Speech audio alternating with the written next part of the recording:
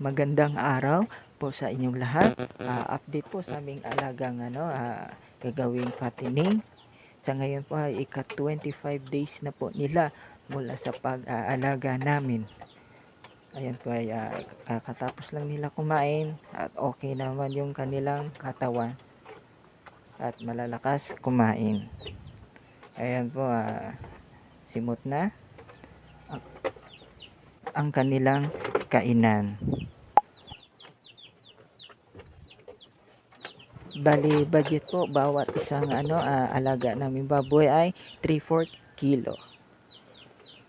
Bali ang pre-starter pa lang ngayon pero mauubos na ito bali bukas at hinahaluan na namin ito ng starter paunti-unti.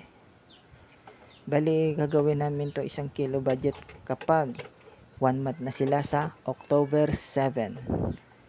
Bali, i-divide po yan sa tatlo ang 1 kilo. Sa ngayon po ay 3/4 pa lang ang budget pakain sa kanila. At dinivide ito sa 3 beses sa pakain. Bawat araw.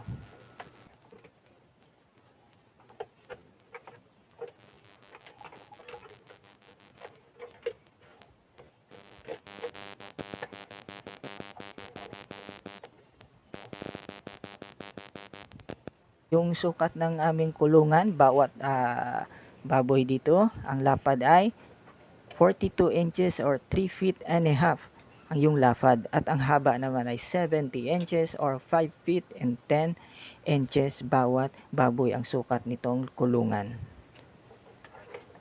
At ang capacity naman ang kakayanin itong bigat ng kulungan ay 200 kilos. Kakayanin po yan. Matibay po yan kahit umabot pa sila ng 200 kilos ang bigat. Kakayanin yan.